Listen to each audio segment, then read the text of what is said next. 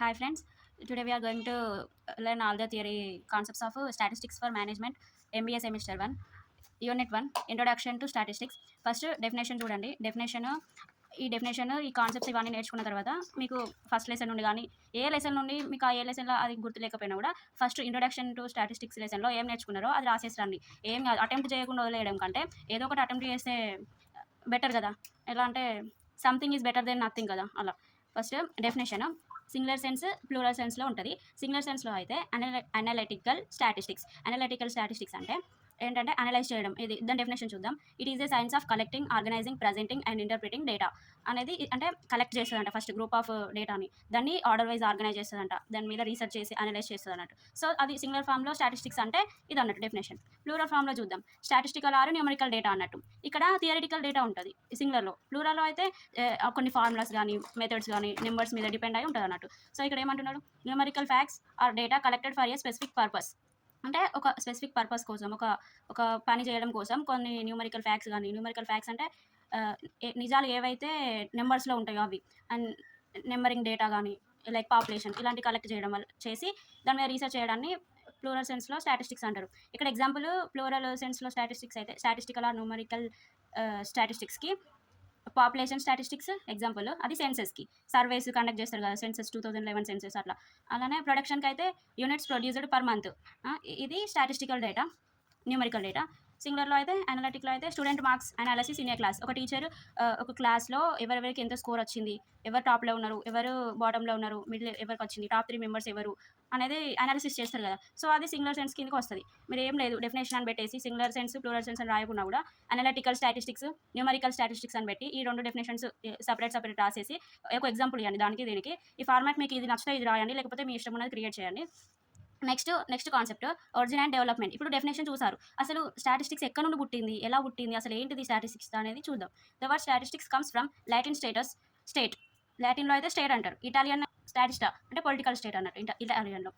Historically it was used for state related data. Example taxes, population. అంటే పురాతన కాలం నుండి ఈ స్టాటిస్టిక్స్ అనేది స్టేట్ రిలేటెడ్ డేటాకి యూజ్ చేస్తారంట. అంటే స్టేట్లో ట్యాక్సెస్ క్యాలిక్యులేట్ చేయడం కానీ, పాపులేషన్ ఎంత ఉన్నారు, పర్ క్యాపిటల్ ఇన్కమ్ అవన్నీ క్యాలిక్యులేట్ చేయడానికి స్టాటిస్టిక్స్ అనేది యూజ్ అవుతుందంట. In India statistics were used 2000 years ago in అర్థశాస్త్ర ఫర్ అడ్మినిస్ట్రేషన్ పర్పస్. అంటే ఆఫీస్ వర్క్స్ అన్నట్టు. ఆఫీస్ వర్క్స్కి లేకపోతే ఆఫీస్లో ఎంత అంటే ఒక కంపెనీ ఎంత ప్రొడ్యూస్ చేస్తుంది, దాని sales forecasting, demand forecasting analysis చేయడానికి స్టాటిస్టిక్స్ అనేది ఇండియాలో 2000 సంవత్సరాల క్రితం నుండి క్యాలిక్యులేట్ చేస్తున్నారట అర్థశాస్త్ర అనే దాంతో. Next modern statistics evolved with mathematicians like Kepler and John Graunt, father of vital statistics. John Graunt and Kepler అనేవాళ్ళు స్టాటిస్టిక్స్కి father of statistics, father of green revolution అట్లా చెప్తారు కదా. అంటే ఒక్కొక్క దానికి ఒక్కొక్క ఫాదర్ లాగా ఉంటారు కదా. సో ఇక్కడ స్టాటిస్టిక్స్ వచ్చేసరికి కెప్లర్ అండ్ జాన్ గ్రాంట్, ఇవి గుర్తుంచుకోండి వీళ్ళని మ్యాథమెటిషియన్స్ని. Next concept managerial applications of statistics. అంటే స్టాటిస్టిక్స్ అనేది ఒక సంస్థలో ఒక ఆర్గనైజేషన్లో ఎలా యూజ్ అవుతుంది, మేనేజర్స్ ఈ స్టాటిస్టిక్స్ని యూజ్ చేసి ఏం చేస్తారు అనేది క్వశ్చన్. ఇక్కడ ప్లానింగ్, డెసిషన్ మేకింగ్ అని డివైడ్ చేసి రాయండి. ప్లానింగ్ డెసిషన్ మేకింగ్ అనేది ఎలా అవుతుందంటే ప్రొవైడింగ్ యాక్చువల్ డేటా. అంటే కంపెనీ డేటా మొత్తాన్ని ఈ స్టాటిస్టికల్ అనలిస్ట్కి ఇస్తే తను ప్లాన్ చేసి డెసిషన్ మేకింగ్ని జనరేట్ చేస్తాడు. ఎలాంటి డెసిషన్ తీసుకుంటే బెటర్గా ఉంటుంది, సేల్స్ ఇంక్రీజ్ అవుతుంది అనేది చెప్తాడు అన్నట్టు. సో అది managers use statistical analysis to forecast demand, control quality are evaluate performance. Example branded watch తీసుకుంటాను. ఇక్కడ బ్రాండెడ్ వాచ్ తీసుకున్నాను నేను ఎగ్జాంపుల్గా. First demand estimation of watch on market. ఈ వాచ్ అనేది ప్రజెంట్ మార్కెట్ సిచ్యువేషన్లో డిమాండ్ ఉందా లేదా అనేది చెక్ చేయడం అన్నట్టు. Next checking quality of product ఆ వాచ్ యొక్క ప్రోడక్ట్ ఫ్యూచర్స్ కానీ అవన్నీ చెక్ చేయడం అన్నట్టు. అనలైజింగ్ ద సేల్స్ పర్ఫార్మెన్స్ అంటే సేల్స్ ఇంక్రీజ్ అవుతున్నాయా, డిక్రీజ్ అవుతున్నాయా, ఈ వాచ్ మార్కెట్లోకి రిలీజ్ చేస్తే మనకి ప్రాఫిట్ వస్తుందా, లాస్ వస్తుందా అనేది చెక్ చేయడం అన్నట్టు. Next managerial statistical techniques. ఇదైతే మెయిన్ ఇంపార్టెంట్ క్వశ్చన్. ఇది ఒకటి చదువుకుంటే మీరు ఫస్ట్ లెసన్లో ఏ క్వశ్చన్ వచ్చినా ఇది రాసేసి రండి అంతే. Binomial distribution first one. Quality assurance for sampling inspection. నేను ఇక్కడ పాయింట్స్ షార్ట్కట్గా రాసాను, మీరు ఎలాబొరేట్ చేసుకుంటూ రాయండి. అంటే మీరు తెలుగు మీడియం బ్యాక్గ్రౌండ్ అయినా ఇంగ్లీష్ మీడియం బ్యాక్గ్రౌండ్ అయినా ఏం కాదు. ఇంగ్లీష్ సెంటెన్సెస్ అంత పర్ఫెక్ట్గా లేకపోయినా ఏం కాదు, మీరు ఏదంటే ఫీల్ అవ్వకండి. అంతగానే మేము చెక్ చేయరు, జస్ట్ కంటెంట్ అనేది బాగుండాలి. అందులో గ్రామటికల్ మిస్టేక్స్ ఉన్నా వాళ్ళు కరెక్షన్ చేసి మార్క్స్ ఇస్తారు. ఎందుకు చెప్తున్నా అంటే ఇప్పుడు నేను కూడా తెలుగు మీడియం బ్యాక్గ్రౌండ్ స్టూడెంట్ని అప్ టు ఫిఫ్త్ క్లాస్ వరకు నేను మా ఊర్లోనే చదువుకున్నాను. సో అప్పటి నుండి మళ్ళీ 6th నుండి ఇప్పుడు ప్రజెంట్ ఇంగ్లీష్ మీడియం. సో మీరు అలా ఏం సఫర్ అవ్వకండి, మొత్తం నాకు ఇంగ్లీష్ రాదు ఎలా రాయాలి అందరూ మా ఫ్రెండ్స్ అయితే స్టాటిస్టిక్స్ భయం అవుతుంది అని ఫీల్ అవుతున్నారు. సో ఎలాంటి భయం లేదు, జస్ట్ ఈ నోట్స్ చూడండి. మీకు పీడిఎఫ్ కావాలంటే నాకు కామెంట్ చేయండి. ప్రాబ్లమాటిక్ ఈ నోట్స్ ఈ థియరీ ఇది మొత్తం థియరీ అన్నట్టు. మీకు ప్రాబ్లమాటిక్ కావాలంటే ప్రాబ్లమాటిక్ అని కామెంట్ చేయండి. అలానే పీడీఎఫ్ కావాలంటే పీడీఎఫ్ అని కూడా కామెంట్ చేయండి. నేను అప్లోడ్ చేస్తాను. So next one first one binomial distribution అంటే ఏం లేదు. శాంప్లింగ్ ఇన్స్పెక్షన్‌ని చెక్ చేస్తదన్నట్టు. అంటే క్వాలిటీ ఇస్తది. ఏంటంటే ఇప్పుడు మనం తయారు చేసిన ప్రొడక్ట్స్ క్వాలిటీగానే ఉన్నాయా? ఏమన్నా డిఫెక్ట్స్ ఉన్నాయా? అంటే ఏమన్నా డ్యామేజెస్ ఉన్నాయా? డ్యామేజెస్ ఉన్న ప్రొడక్ట్స్ తీసుకొని మార్కెట్‌లో పెడితే మన బ్రాండ్‌కి, మన కంపెనీకి వాల్యూ పడిపోతది కదా! సో అది. ఇప్పుడు సపోజ్ నేను ఇక్కడ ఎగ్జాంపుల్‌గా 10 ప్రొడక్ట్స్ అనేది ఒక కంపెనీ మ్యానుఫ్యాక్చర్ చేసిందనుకుంటే, దాంట్లో 2 ప్రొడక్ట్స్ అనేది డిఫెక్టివ్‌గా చూపెడతదట. ఒకవేళ 5% ఛాన్స్ ఆఫ్ డిఫెక్టివ్ ఉంటే. ఈ బైనామియల్ డిస్ట్రిబ్యూషన్‌లో. అంటే మంచి చూపెడతది, చెడు చూపెడతదన్నట్టు. Good and bad. It explores good and bad of a product. Goodness and badness of a product. So that is binomial distribution. Next one cluster analysis. Used in marketing for target marketing and customer profits. ఏంటంటే cluster analysis అంటే మార్కెట్‌ని target చేయడం. అంటే consumer interest ఏంటి? వాళ్ళ needs ఏంటి? ఏది కొనడానికి ఎక్కువ ఇష్టపడుతున్నారు? వాళ్ళ విల్లింగ్‌నెస్ తెలుసుకోవడం అన్నట్టు. అంటే ఇక్కడ ఎగ్జాంపుల్ హై స్పెండర్స్ కొంతమంది ఎక్కువ ఖర్చు పెట్టేవాళ్ళు ఉంటారు. వాళ్ళ వాళ్ళ మెంటాలిటీని తెలుసుకోవడం. వాళ్ళ బిహేవియర్‌ని తెలుసుకోవడం అన్నట్టు. నెక్స్ట్ అకేషనల్ బయర్ అంటే కొన్ని సందర్భాల్లోనే వాళ్ళు బట్టలు కొంటారు. అలా ఏదైనా పండుగలకు గాని అట్లా. సో అది cluster analysis. Control charts used in production for quality control. అంటే ఎలా అంటే ప్రొడక్షన్ అనేది క్వాలిటీగా జరుగుతుందా? ఆ కంట్రోల్‌లో ఉంచడం అన్నట్టు. ఇక్కడ ఏంటంటే చార్ట్స్ గాని, గ్రాఫ్స్ గాని యూజ్ చేస్తారన్నట్టు కంట్రోల్ చార్ట్స్‌లో. Graphs with X and Y axis. X axis ఏమో సేల్స్ చూపెడితే, ఇప్పుడు గ్రాఫ్ ఇలా ఉంటది గదా! ఇలా ఇటేమో ఎక్స్ యాక్సిస్ అనుకుంటే, ఇటు వై యాక్సిస్ అనుకుంటే, మనకి సేల్స్ అనేటివి ఇంక్రీజ్ అవుతున్నాయా? డిక్రీజ్ అవుతున్నాయా? అనేది గ్రాఫ్ ద్వారా తెలుసుకోవడం అన్నట్టు. అది. Next correlation and regression. Used in finance for risk management and investment hedging. ఏంటంటే మార్కెట్‌లో ఇన్వెస్ట్ చేయడానికి అంటే ఈ ఒక సంస్థలో ఇన్వెస్ట్‌మెంట్ మనం పెట్టడం ఒక షేర్ హోల్డర్ గాని, ఒక క్యాపిటల్ ఇన్వెస్టర్ గాని ఉంటారు గదా! ఒక కంపెనీలో ఇన్వెస్ట్ చేయడానికి దాని రిగ్రెషన్ అనాలిసిస్, కోరిలేషన్ అనాలిసిస్ అనేది చెక్ చేస్తారన్నట్టు. కంపెనీ అనేది గుడ్ పొజిషన్‌లో ఉందా? లేదా? అనేది చెక్ జేయడానికి. ఇక్కడ example analysing stock prices changes to predict future returns. అంటే ఇప్పుడు ఒక ప్రొడక్ట్ యొక్క ప్రైస్ ఎప్పుడు కాన్‌స్టాంట్‌గా ఉండదు గదా! మ్యానుఫ్యాక్చర్ చేసినప్పుడు ఒక రూ. 5 ఉందనుకుంటే, అది కొన్ని రోజుల తర్వాత రూ. 10 కావచ్చు. ఇప్పుడు సపోజ్ ఒక బిస్కెట్ ప్యాకెట్ తీసుకుంటే స్టార్టింగ్‌లో రూ. 5 ఉండే. ఇప్పుడు చిన్న బిస్కెట్ ప్యాకెట్ గూడా 10, 20 అయింది. సో, అలా. Discriminant analysis used in finance for credit risk analysis. అంటే ఇప్పుడు మన మనీ లెండర్స్ ఉంటారు గదా! మనీ లెండర్స్ బారోవర్స్‌కి మనీ ఇస్తారు గదా! వాళ్ళు ఇచ్చేటప్పుడు ష్యూరిటీని చెక్ జేస్తారు. బ్యాంక్స్ గాని, ఒక మనీ లెండర్ గాని, ఒక టెనెంట్ గాని, ల్యాండ్ లార్డ్ గాని ఎవరైతే మనీ అప్పుకి ఇస్తున్నారో వాళ్ళు చెక్ జేస్తారు గదా! బ్యాక్‌గ్రౌండ్ స్కోర్‌ని. సో, అలా. ఇక్కడ ఎగ్జాంపుల్ బ్యాంక్ తీసుకుందాం. బ్యాంక్ లోన్ ఇచ్చే ముందు ఆ పర్సన్ ఇన్‌కమ్ చూస్తది. ఏజ్ చూస్తది. క్రెడిట్ స్కోర్ అంటే సిబిల్ స్కోర్ అంటున్నారు కదా! సిబిల్ స్కోర్ కూడా చెక్ చేస్తదన్నట్టు. Next index numbers used to track price. అంటే ప్రైస్ చేంజెస్‌ని ట్రాక్ చేయడానికి ఇండెక్స్ నంబర్స్ అనేవి యూజ్ చేస్తాం. హోల్‌సేల్ ఆర్ కన్స్యూమర్ ఇండెక్సెస్ అలా మొత్తం అంటే టోటల్ మార్కెట్‌ని గాని కొన్ని కన్స్యూమర్స్‌ని టార్గెట్ చేసి గాని అలా. Normal distribution following normal curve to estimate deadlines. అంటే ఒక ప్రొడక్ట్ డెడ్‌లైన్స్‌ని రీచ్ కావడానికి ఆహ్, నార్మల్ కర్వ్స్‌ని మాత్రమే యూజ్ చేస్తదంట. అంటే అన్ని ఎఫెక్టివ్‌గా అంత ఇన్నోవేటివ్ టెక్నిక్స్ ఏమి యూజ్ చేయదు. జస్ట్ నార్మల్ అన్నట్టు. పర్సెంటైల్స్ కంపెన్సేషన్ స్ట్రాటజీస్ అంటే సాలరీస్ ఇవ్వడానికి అలా స్ట్రాటజీస్ మెయింటైన్ చేయడం. అంటే సాలరీ రేంజెస్ ఒక పర్సన్‌కి ఎంత కేపబిలిటీ ఉంది, ఎంత సాలరీ ఆఫర్ చేయాలి, తన వర్క్‌కి తగ్గట్టు పే చేయడం అన్నట్టు అలా. Rank correlation ranking contents are performance అంటే బెస్ట్ ఎంప్లాయీని గుర్తించడం అన్నట్టు. ఇప్పుడు ఒక కంపెనీలో బెస్ట్ వర్కర్స్‌ని ఐడెంటిఫై చేసి వాళ్ళకి ప్రమోషన్స్ చేస్తారుగా. సో, అలా. Sampling used for consumer surveys, auditing etcetera. Sampling అనేది కన్స్యూమర్ టేస్ట్, ప్రిఫరెన్సెస్, ఇంట్రెస్ట్స్ అవన్నీ తెలుసుకోవడానికి శాంప్లింగ్ అనేది యూజ్ అవుతదంట. Random customers to estimate overall satisfaction.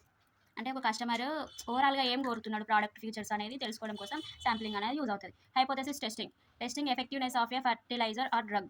New strategies will increase or sales decrease. అంటే new strategies will increase sales or decrease sales. అంటే sales increase కావడానికి use అవుతాయా? New strategies అనేటివి decrease కావడానికి యూజ్ అవుతాయా అన్నట్టు. అంటే ఎఫెక్టివ్‌నెస్ ఎంత బాగా ఒక టెక్నిక్ అనేది యూజ్ అవుతుంది అనేది చెక్ చేయడానికి. Forecasting man power planning, demand forecasting, business predictions. Next quarter sales అనేది ఎగ్జాంపుల్‌గా ఇచ్చాను ఇక్కడ.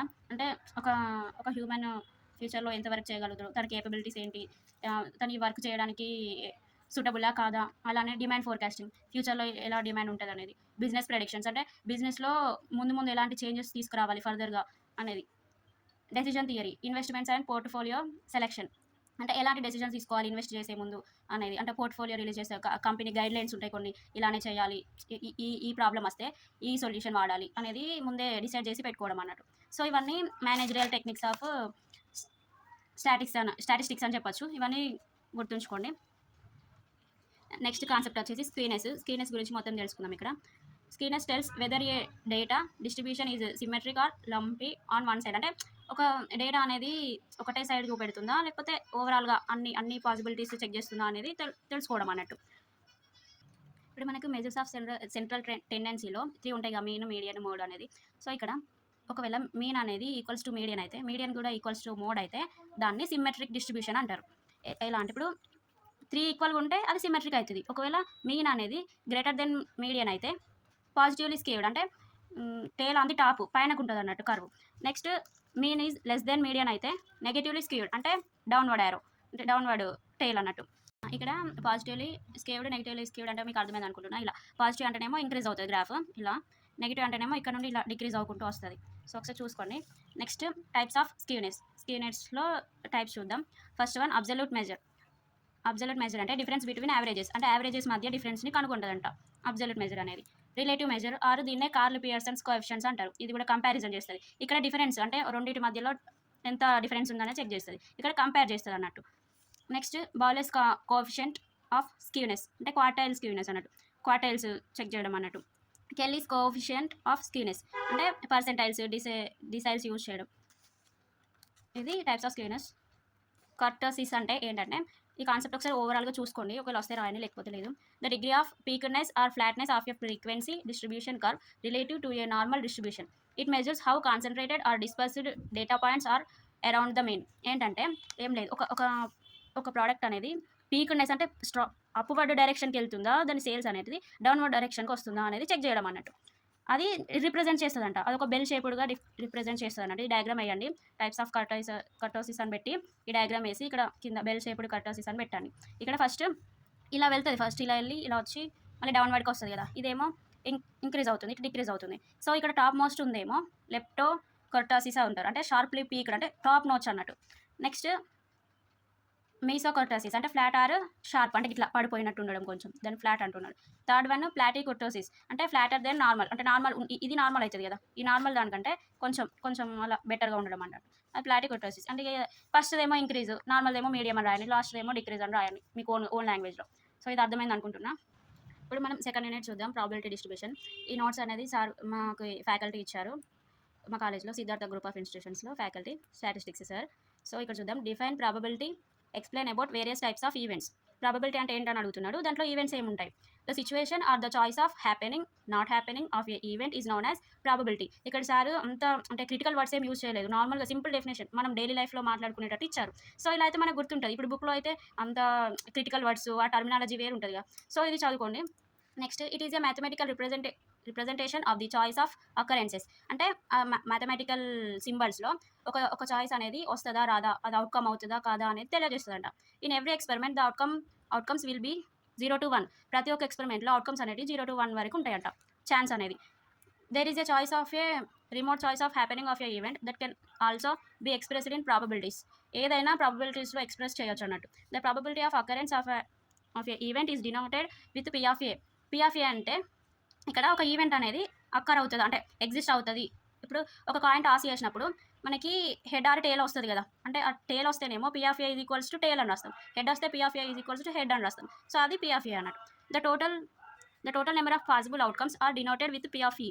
The total of the sample is taken as N of S. టోటల్ని ఎన్ అనుకుంటాం మనం, ఇప్పుడు ఏదైనా ఫార్ములాస్లో కూడా N is equals to total observations అంటాం కదా. సో అలా పి ఆఫ్ ఈ అంటే అవుట్కమ్ ఏదైతే వచ్చిందో అనేది, పి ఆఫ్ ఏ అంటే ఇప్పుడు పి ఆఫ్ ఏ అంటే ప్రాబబిలిటీ డినోట్ చేసేది అన్నట్టు, పి ఆఫ్ ఈ అంటే అవుట్కమ్ వచ్చిన అవుట్కమ్ అన్నట్టు, P of A N of S అంటే టోటల్ అన్నట్టు, total observations. In probability as per classical approach P of A is equals to N of E by N of S. N of E అంటే ఏమనుకున్నాం, టోటల్లో ఎంత outcome possible అవుతుంది, total ఎంత అనేది. ఇదేమో total, ఇదేమో మనకు వచ్చేది ఏంటి అనేది. నెక్స్ట్ ఇప్పుడు ఇక్కడ ఒక క్వశ్చన్ ఇచ్చారు. For example if A card is drawn from A pack of cards find the probability that it is a king. ఒక ప్యాక్ ఆఫ్ కార్డ్స్ ఉంటాయి కదా, మనం కార్డ్స్ ఆడతారు కదా, ఆ కార్డ్స్లో ఒక కార్డు తీస్తాడంట, తీసిన కార్డ్స్లో కింగ్ అయ్యే ఛాన్స్ ఉందా లేదా, అంటే ఇప్పుడు మనం ఒక కార్డు తీసాం కదా, ఆ తీసిన కార్డు కింగే అవుతుందా లేకపోతే వేరే అవుతుందా అనేది ఎలా చెక్ చేస్తామని అంటున్నాడు.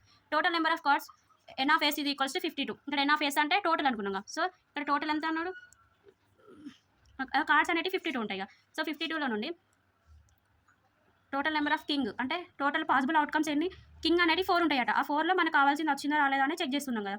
సో ఎన్ ఆఫ్ ఈ అంటే possible outcomes 4.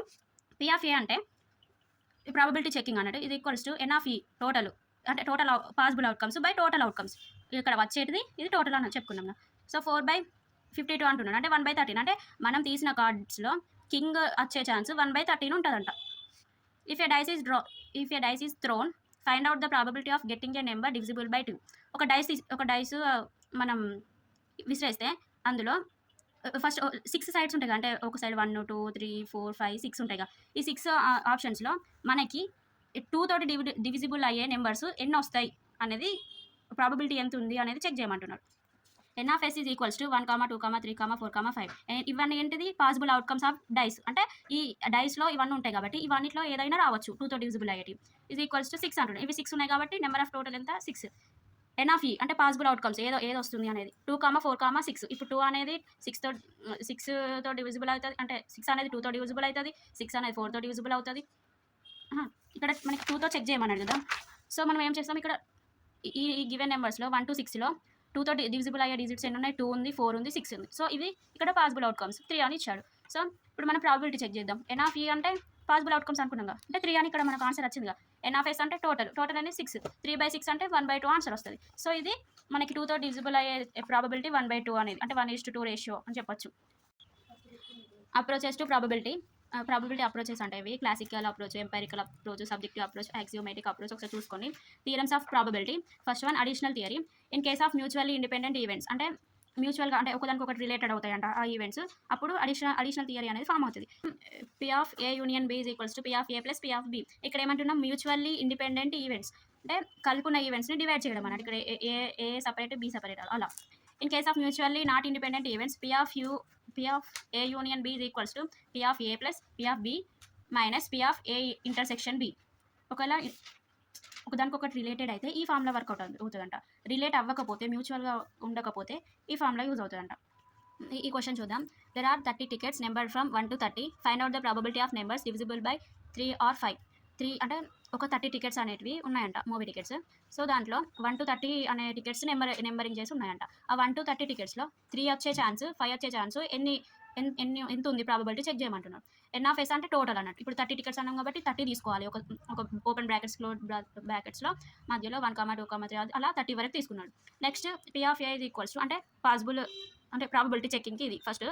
And next possible outcomes ఏమేమి ఉంటాయి. ఇప్పుడు ఫస్ట్ 3 తోటి చూసుకుందాం. మనకి ఇది 3 అయితే ఇందులో 3తో డివిజిబుల్ అయ్యే నెంబర్స్ అని మళ్ళీ ఇక్కడ రాసుకున్నాడు డిజిట్స్ అన్ని. 3, 6, 9, 12, 15, 18, 21, 24, 27, 30 ఇవన్నీ 3తో డివిజిబుల్ అవుతాయి కదా. సో అందులో నుండి ఎక్స్ట్రాక్ట్ చేసి ఇక్కడ రాసాడు అన్నట్టు. Next P of A is equals to ఈ టోటల్ డిజిట్స్ ఎంత 10 ఉన్నాయి. 10 ఇక్కడ టోటల్ ఎన్ని టికెట్స్ 30. 10/30 is equals to 1/3. అంటే ఈ 1 to 30 డిజిట్స్లో మనకి 3తో డివిజిబుల్ అయ్యే డిజిట్స్ 1/3 అంటే 1:3 రేషియో ఉన్నాయి అని చెప్తున్నాడు. అంటే 30లో మనకి 10 మాత్రమే 3తో డివిజిబుల్ అవుతాయి అని చెప్తున్నాడు. సో అది అర్థమైంది అనుకుంటున్నా. పీ ఆఫ్ బిలో ఇది 5 అన్నట్టు. ఇక్కడ మనకి 3 or 5 అన్నాడు, 2 చెక్ చేయమన్నాడు. మనం 3 చెక్ చేసినాం, ఇక్కడ వరకు 3 అయిపోయింది. నెక్స్ట్ 5 చెక్ చేద్దాం. ఇది ఇక్కడ పీ ఆఫ్ ఏ అని అనుకున్నాడు, ఇక్కడ పీ ఆఫ్ బి అనుకుందాం. అంటే ఏబిసి అలా ఎన్నైనా వాడుకోవచ్చుగా మనం. నెక్స్ట్ ఇప్పుడు ఇందులో ఈ టోటల్ డేటా నుండి 5తో డివిజిబుల్ అయ్యేటి మళ్ళీ ఇక్కడ సపరేట్ రాసుకోవాలి. 5, 10, 15, 20, 25, 30. సో అవి ఇప్పుడు పీ ఆఫ్ బిలో ఇవి ఎన్ని ఉన్నాయి, 6 ఉన్నాయి. 6/30 ఈజ్ ఈక్వల్స్ టు 1/5. అంటే ఇక్కడ 1:5 రేషియోలో మనకి అవుట్కమ్స్ అనేవి పాసిబుల్ అవుతాయంట. 5కి అయితే, 3కి అయితే 1:3. Base theorem. ఒకసారి బేస్ థీరం కూడా చూడండి. This theorem is based on conditional probabilities, joint probabilities by considering prior probabilities and post probabilities. According to this theorem, happening of a event is calculated by considering prior information. అంటే particular information మీద base చేసి ఉంటుందంట ఒక probability అనేది exist అవుతుందా కాదా అనేది. For example, if the operation is successful the possibility of patient is died is 30%. If the operation is not a success, the possibility of death of a patient is 70%. In the above example, success and unsuccess will be taken as events. ఇప్పుడు డాక్టర్స్కి మనం ఏమైనా health issue ఉంటే ఒక patient హాస్పిటల్కి వెళ్తే బతికే chance ఉంటే, ఒక ఆపరేషన్ సక్సెస్ అయితే 70% పాసిబుల్ అయినట్టే, ఫెయిల్ అయితే 70% లాస్ అయినట్టే. సో అది ఇక్కడ అంటున్నాడు, అదే ఎగ్జాంపుల్ ఇచ్చారు ఇక్కడ. Next similarly in quality testing also, when 3 or 4 machines are engaged in production, if a product taken at a random is to be find out what is the probability of defect products of all the machines. For this purpose we need to consider prior information. అంటే ఒక కంపెనీలో products checking అన్నట్టు ఎంత defective ఉంది, ఎంత good quality products ఉన్నాయి అనేటివి. Application of Bayes theorem. Bayes theorem is used in quality control, maintaining standards. అంటే క్వాలిటీ కంట్రోల్ మెయింటైన్ చేయడానికి, అకౌంటింగ్ స్టాండర్డ్స్‌ని మెయింటైన్ చేయడానికి యూజ్ అవుతుందంట. In the field of construction, the possibilities of building collapse. అంటే construction ఫీల్డ్‌లో building అనేది సక్సెస్‌ఫుల్‌గా అంటే కన్‌స్ట్రక్షన్ ప్రాసెస్ అనేది సక్సెస్‌ఫుల్ అవుతదా? కాదా? అనేది ఈ బేస్ థియరమ్ ద్వారా తెలుసుకోవచ్చట. అక్కడ అప్లికేషన్ అప్లై అవుతదంట. In the insurance industry, medical industry, Bayes theorem is widely used. Insurance, medical అలా అండ్ ఇండస్ట్రీస్‌లో బేస్ థియరమ్ అనేది యూజ్ అవుతుంది. Unit 3 sampling theory. Sampling is the process of picking a small part, a sample from a big group, the product whole group without checking every item. ఇక్కడ sampling అంటే ఏం లేదు. ఒక group of పీపుల్‌ని ఇప్పుడు ఒక ఎగ్జాంపుల్ నేను చెప్తాను చూడండి ఫస్ట్. ఇక్కడ నేను ఎగ్జాంపుల్ పాపులేషన్ అండ్ పాలిటిక్స్‌కి సంబంధించింది తీసుకున్నాను. సపోజ్ మా విలేజ్ తీసుకుందాం, గడ్డివానిపల్లి. ఈ గడ్డివానిపల్లి గ్రామానికి ఒక ఒక రిపోర్టర్ వచ్చిండనుకోండి. ఆ రిపోర్టర్ మీకు నెక్స్ట్ ఏ పార్టీ రూలింగ్‌లోకి రావాలనుకుంటున్నారు అని ఒక సర్వే కండక్ట్ చేస్తారు కదా! సో, అప్పుడు వచ్చినప్పుడు మా మా ఊర్లో ఉన్న ప్రజల్ని ఏం అడుగుతారు? మీకు కాంగ్రెస్ పార్టీ రావాలా? బీఆర్ఎస్ రావాలా? బీజేపీ రావాలా? టీడీపీ రావాలా? అంటే ఇది తెలంగాణ వరకి. ఇది ఆంధ్రప్రదేశ్. ఇది సెకండరీ. ఫస్ట్ ఇక్కడ చూడండి అని అడుగుతారు కదా! అట్లా ఓల్డ్ పీపుల్‌ని గానీ, ఎడ్యుకేషనలిస్టులను గానీ, యూత్‌ని గానీ, బ్రదర్స్‌ని అట్లా సిస్టర్స్‌ని అడుగుతారు కదా! సో, వాళ్ళు ఏం చెప్తారు? ఇప్పుడు ప్రెజెంట్ మనకు ruling party Congress. First Congress party తీసుకుందాం. కాంగ్రెస్ పార్టీ ఇప్పుడు మన ప్రెజెంట్ రూలింగ్, మన తెలంగాణకి రూలింగ్ పార్టీ అన్నట్టు ఇప్పుడు ప్రెజెంట్. చీఫ్ మినిస్టర్ వచ్చేసి శ్రీ అనుముల రేవంత్ రెడ్డి గారు. సో, 2023 నవంబర్‌లో కాంగ్రెస్ అనేది రూలింగ్‌లోకి వచ్చింది. ఇప్పుడు కాంగ్రెస్ వచ్చిన దగ్గర నుండి ఏమేమి మంచి పనులు జరిగినాయి అని శాంప్లింగ్ కోసం టెస్టింగ్‌కి వస్తారు కదా! అంటే రిపోర్టర్స్ మైక్ పట్టుకొని వస్తారు కదా! సో, అలా అడుగుతారు కదా! ఏమేమి మంచి పనులు జరిగినాయి, నెక్స్ట్ ఇయర్ కూడా కాంగ్రెసే రావాలనుకుంటున్నారా అనే ఇన్ఫర్మేషన్ డేటా కలెక్ట్ చేయడానికి వస్తారు. Next one BRS. BRS or TRS, Telangana Rashtra Samithi are Bharat రాష్ట్ర సమితి. ఆహ్, ఏంటంటే ఇప్పుడు కేసీఆర్ గారు తెలంగాణ సెపరేషన్‌కి మెయిన్ రీజన్. తెలంగాణ తెచ్చింది కేసీఆర్. ఇప్పుడు మరి రిపోర్టర్స్ ఇట్లా కూడా అడుగుతారు. ఫస్ట్ అప్పుడు తెలంగాణ తెచ్చిన కేసీఆర్ పాలన మంచిగుందా? ఇప్పుడు రేవంత్ రెడ్డి గారి పాలన మంచిగుందా? ఆహ్, రె కేసీఆర్ పా కేసీఆర్ గారి పాలన మంచిగుంటే మీరు నెక్స్ట్ ఎవరికి ఓటేస్తారు? కేసీఆర్‌కేస్తారా? రేవంత్ రెడ్డికేస్తారా? అనేది అడుగుతారు కదా! సో, అలా. Next BJP. బీజేపీ అంటే central government party. Bharatiya Janata party. So, BJP మీకేం చేస్తుంది అనేది. ఇప్పుడు మా ఒక రియాలిటీలోకొద్దాం. మా గడ్డివానిపల్లి గ్రామంలో ఇప్పుడు మనకి సర్పంచ్ ఎలక్షన్స్ మొన్న రీసెంట్‌గా జరిగినాయిగా. యూత్ లీడర్ గడ్డి శ్రీనివాస్ గారు సర్పంచ్ కింద గవర్నమెంట్ అయితే కాంగ్రెస్ ఉంది. Next TDP. ఇప్పుడు నా స్కూలింగ్ అంతా మా విలేజ్‌లోనే గడ్డివానిపల్లి జెడ్పీహెచ్ఎస్ హై స్కూల్‌లో. సో, అప్పుడు నేను చదువుకున్నప్పుడు వైఎస్ఆర్‌సీపీ గవర్నమెంట్ ఉండే. అప్పుడు తెలంగాణ, ఆంధ్రప్రదేశ్ సెపరేట్ అవ్వలేదు. అప్పుడు చాలా ఎడ్యుకేషనల్ ఫెసిలిటీ ఉండే. మంచిగుండే. ఇప్పుడు సర్వే కండక్ట్ చేసిన తర్వాత ఆ రిపోర్టర్ ఏం అడుగుతాడు? మీకు ఏ పార్టీ నెక్స్ట్ రూలింగ్‌లోకి రావాలని ఉంది? అంటే కాంగ్రెస్‌కి సంబంధించిన కాంగ్రెస్‌కి హ్యాండ్ గదా! సో, కాంగ్రెస్ రావాలి అని అనుకుంటున్నారు. అంటే మీకు రేవంత్ రెడ్డి గారి ప్రభుత్వం రావాలనుకుంటున్నారా? కేసీఆర్ గారి ప్రభుత్వం రావాలనుకుంటున్నారా? మోడీ గారి ప్రభుత్వం రావాలనుకుంటున్నారా? అనేది అడుగుతారన్నట్టు ప్రజల ఒపీనియన్ కోసం. మా ఊరోళ్ళు ఏం చేస్తారు? వాళ్ళ ఒపీనియన్స్ అనేటివి రిపోర్టర్స్‌కి ఇస్తారు. సో, ఇక్కడ ఎగ్జాంపుల్‌గా చెప్పినాను. మీరు పర్సనల్‌గా తీసుకోకండి. Just example. మీకు ఎగ్జాంపుల్ ఇది నచ్చితే ఇది రాయండి, లేకపోతే వేరే కూడా రాయొచ్చు. Next one procedure of sampling. Identify the target population. అంటే పాపులేషన్‌ని టార్గెట్ చేయడం అన్నట్టు. అంటే ఎంతమంది ఉన్నారు? ఇప్పుడు గ్రూప్ ఆఫ్ పీపుల్ ఉంటారు. ఈ గ్రూప్ ఆఫ్ పీపుల్‌ని అందరిని మనం చేయడానికి పాసిబుల్ కాదు కదా! సో, కొంతమందిని తీసుకుంటారు. ఆ కొంతమందిని ఐడెంటిఫై చేయడం అన్నట్టు. Determine the sampling frame. అంటే శాంప్లింగ్ ఫ్రేమ్‌ని డిటర్మైన్ చేయడం. అంటే దేనితో శాంప్లింగ్ టెస్ట్ అనేది చేయాలి. అంటే శాంప్లింగ్ చేయడానికి ఏ టెక్నిక్ యూజ్ చేయాలి అనేది అది. Select a sampling techniques. Best technique use చేయడం అన్నట్టు. సెలెక్ట్ చేసుకోవడం. Execute the sampling. First identify చేస్తారు పీపుల్‌ని. అంటే ఇప్పుడు ఒక రిపోర్టర్ ఊర్లోకి రావగానే ఎక్కడెక్కడ అంటే ఎడ్యుకేషనలిస్ట్ అంటే టాలెంటెడ్ పీపుల్‌ని గాని, మంచిగా మాట్లాడే వ్యక్తులని వచ్చి ఇన్వెస్టిగేషన్ చేస్తారు కదా! సో, అక్కడ మంచిగా మాట్లాడే వాళ్ళు ఎక్కడున్నారు అని ఫైండ్ ఔట్ చేయడం అన్నట్టు. డిటర్మైన్ ద శాంప్లింగ్ ఫ్రేమ్ అంటే ఇట్లా వాళ్ళు ఏం అడగదలుచుకున్నారో అవన్నీ ముందే ప్రిపేర్ అవ్వడం. మంచి టెక్నిక్స్ యూజ్ చేయడం. వాళ్ళ నుండి వాళ్ళ ఒపీనియన్స్ తీసుకోవడానికి. నెక్స్ట్ శాంప్లింగ్‌ని ఎగ్జిక్యూట్ చేయడం. Objectives of sampling. ఈ కాన్సెప్ట్ కూడా చూసుకోండి. Statistical estimation, testing hypothesis, statistical inference. అంటే స్టాటిస్టికల్ అంటే వాళ్ళ ఒపీనియన్స్ ఏముంటాయో ముందే మనం ఎస్టిమేట్ చేయడం. టెస్టింగ్ హైపోథెసిస్ వాళ్ళు ఇచ్చిన ఒపీనియన్ కరెక్టా కాదా అనేది రీసెర్చ్ చేయడం. ఇప్పుడు నేను ఉన్నాను. నాకు పర్టిక్యులర్ పార్టీ, పర్టిక్యులర్ గవర్నమెంట్ నచ్చలేదు అంటే నేను చెప్పింది నాకు రీజన్ ఉండాలి. ఎందుకు నచ్చలేదు అనేది రీజన్ లేకపోతే ఎవరైనా ఇంటారా నేను చెప్తే? అది అసలు వాళ్ళు ఫాలో అవుతారా? అవ్వరు కదా! సో, రీజన్ ఉండాలి. అంటే వాళ్ళు కరెక్ట్ రీజన్స్ తోటి ఎక్స్‌ప్లనేషన్ ఇచ్చారా లేదా అనేది టెస్టింగ్ హైపోథెసిస్. స్టాటిస్టికల్ ఇన్ఫెరెన్స్ అంటే ఇంకా ఫర్దర్‌గా మెథడ్స్ యూజ్ చేయడం అన్నట్టు. Meaning of hypothesis testing. Hypothesis testing meaning ఏంటంటే it is a way to test a claim or assumption called a hypothesis about a population population parameter like mean proportion. You use sample data to decide whether to accept or reject the claim. అంటే వాళ్ళు ఇచ్చినది మీకు నచ్చితే అది మీరు accept చేసి దాన్ని awareness create చేస్తారు ప్రజల మధ్యలో. వాళ్ళు చెప్పింది కరెక్ట్ అయితే. అదే వాళ్ళు రాంగ్ చెప్తే వీళ్ళకి టాలెంటే లేదు ఏదో చెప్తుంది అని మీరు పట్టించుకోరు కదా. సో అది హైపోథెసిస్ టెస్టింగ్ అన్నట్టు. Next steps of hypothesis testing. Formulate the hypothesis. అంటే హైపోథెసిస్ని ఫార్ములేట్ చేయడం. అందులో నల్ ఉంటుంది, ఆల్టర్నేటివ్ ఉంటుంది. నల్ని H0తో డిఫైన్ చేస్తారు, ఆల్టర్నేటివ్ని H1తో డిఫైన్ చేస్తారు. చూజ్ ఏ సిగ్నిఫికెన్స్ లెవెల్, అంటే మంచి లెవెల్ని చూజ్ చేసుకోవడం. కలెక్ట్ ఏ శాంపిల్. ఇప్పుడు ఇందాక చెప్పినట్టు శాంపిల్స్ కలెక్ట్ చేసుకోవడం అన్నట్టు, కొంతమంది పీపుల్ని గ్యాదర్ చేసి వాళ్ళని క్వశ్చన్స్ పోజ్ చేయడం అన్నట్టు. Next one determine the decision rule. ఎలాంటి డెసిషన్స్ అంటే మనం ఒపీనియన్ ఎలాంటి క్వశ్చన్ అడగాలి అనే ఒపీనియన్ మన డెసిషన్ ముందే తీసుకొని వెళ్ళాలి. Make a decision. ఒక డెసిషన్ని సెట్ చేసుకున్న తర్వాత ఇంటర్ప్రిట్ ద రిజల్ట్. వాళ్ళు చెప్పిన దాన్ని ఇంటర్ప్రిట్ చేయడం అన్నట్టు. నెక్స్ట్ ఫోర్త్ యూనిట్లో అనోవా గురించి చదువుకోండి, కై-స్క్వేర్ టెస్ట్ చదువుకోండి. నా కామెంట్స్లో ఒకరు కై-స్క్వేర్ టెస్ట్ ఎక్స్ప్లెయిన్ చేయమని కామెంట్ పెట్టారు, సో నేను ఎక్స్ప్లెయిన్ చేస్తున్నాను. ANOVA analysis of variance. It is a statistical method used to check if the means of two or more groups are significantly different. ఏంటంటే రెండింటి మధ్య స్టాటిస్టికల్ మెథడ్. ఇది ఒక అనోవా అనేది ఒక స్టాటిస్టికల్ మెథడ్. అది ఏం చేస్తుందంటే టూ డిఫరెంట్ గ్రూప్స్ మధ్యలో యావరేజ్ అనేది అంటే మీన్ వాల్యూస్ అనేది చెక్ చేస్తుంది అన్నట్టు. సో ఫస్ట్ ఇక్కడ ఏమంటున్నాడు, వన్ వే అనోవా. అనోవాలో 2 టైప్స్ ఉంటాయి, వన్ వే అనోవా, 2 వే అనోవా. మీరు అక్కడ ఎగ్జామ్ సెంటర్లో అనోవా అని ఇక్కడ బుక్లెట్లో అనోవా అని ఫస్ట్ హెడ్డింగ్ పెట్టాలి. కింద మళ్ళీ ఇలా ఫ్లో చార్ట్ వేసి వన్ వే అనోవా, 2 వే అనోవా అని పెట్టి నెక్స్ట్ కింద సైడ్ హెడ్డింగ్ ఇలా వన్ వే అనోవా అని ఇలా రాసి ఇలా సైడ్ పాయింట్స్ రాయండి. Test the effect of one factor on a response variable. ఒక వేరియబుల్ మీద ఒక్క ఫ్యాక్టర్ మీదనే టెస్ట్ చేయడాన్ని వన్ వే అనోవా అంటారు. ఏంటంటే ఎఫెక్టివ్నెస్ని చెక్ చేస్తుంది, అంటే పర్ఫార్మెన్స్ని వాళ్ళు ఇచ్చిన దాన్ని బట్టి, అంటే అది ఒక గ్రోత్కి యూజ్ అవుతుందా లేదా, అది సొసైటీని మార్చగలుగుతుందా లేదా అనేది. సో అది వన్ వే అనోవా. అంటే సింగిల్ ఫ్యాక్టర్, వన్ ఫ్యాక్టర్ అయితే వన్ వే అనోవా, సింపుల్ మీకు గుర్తుంటుంది. Steps of one way అనోవా.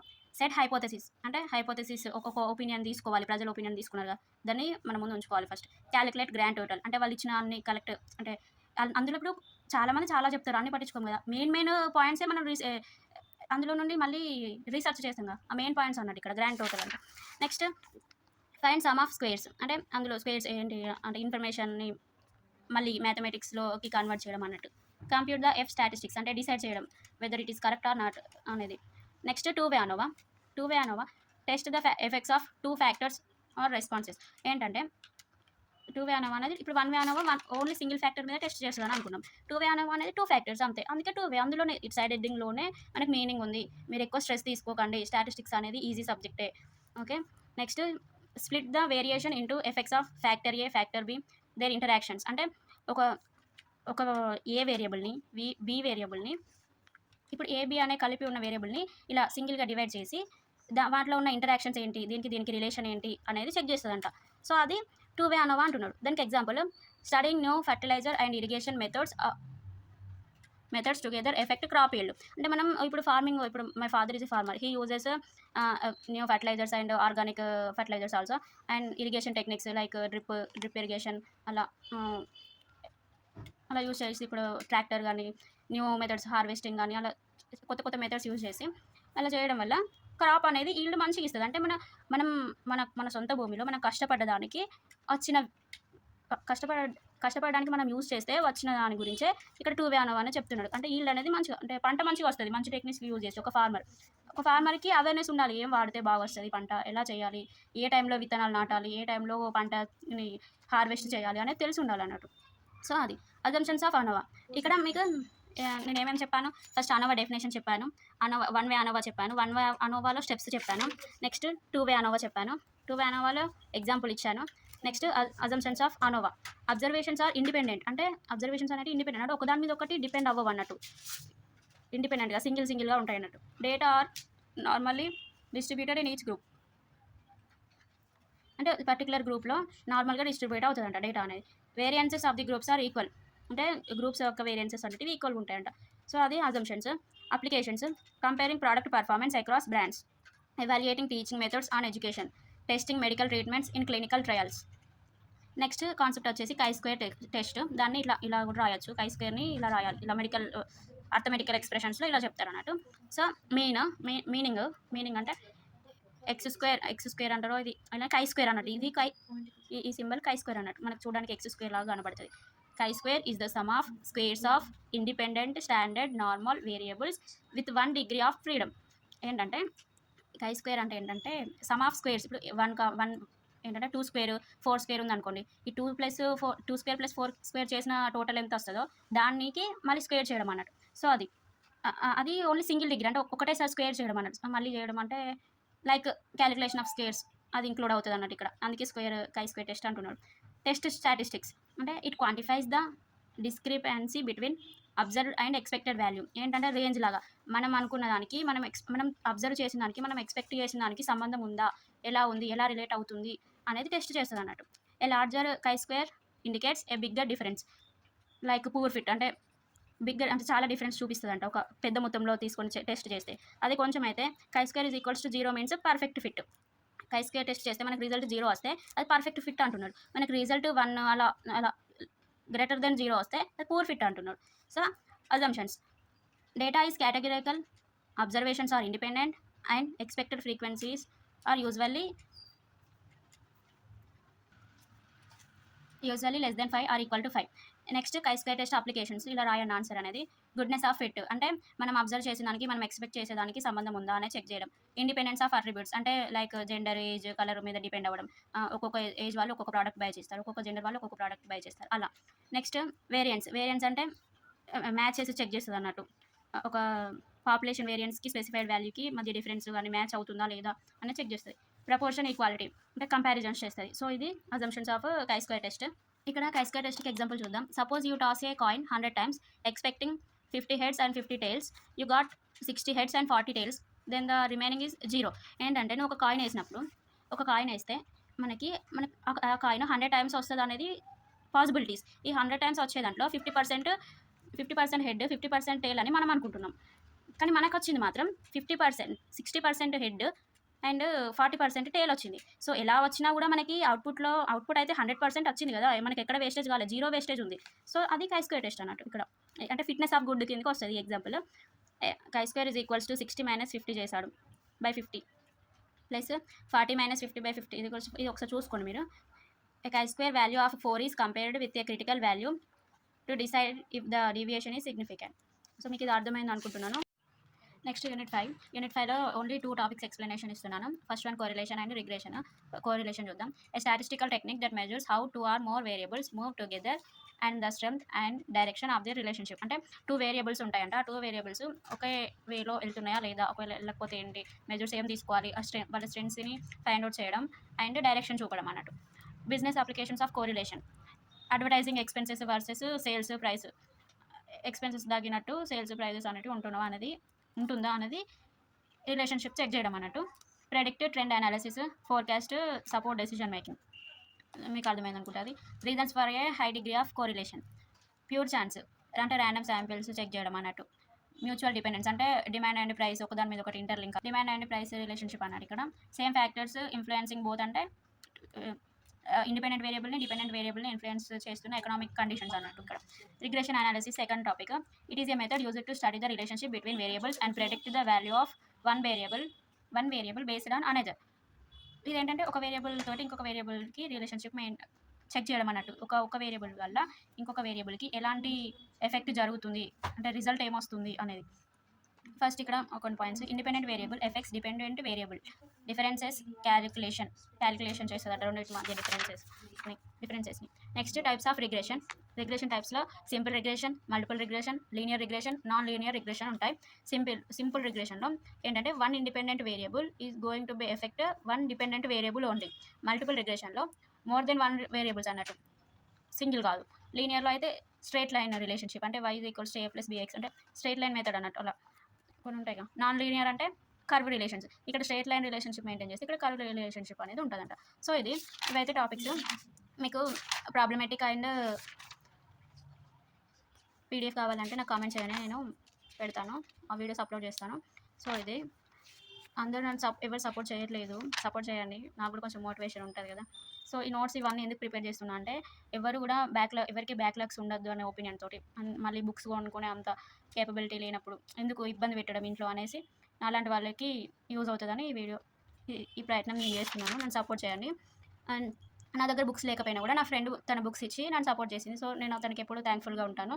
So, stay tuned to our channel. I will upload best content and I will give you the best to grow in your life.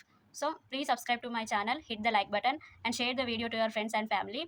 And thank you guys.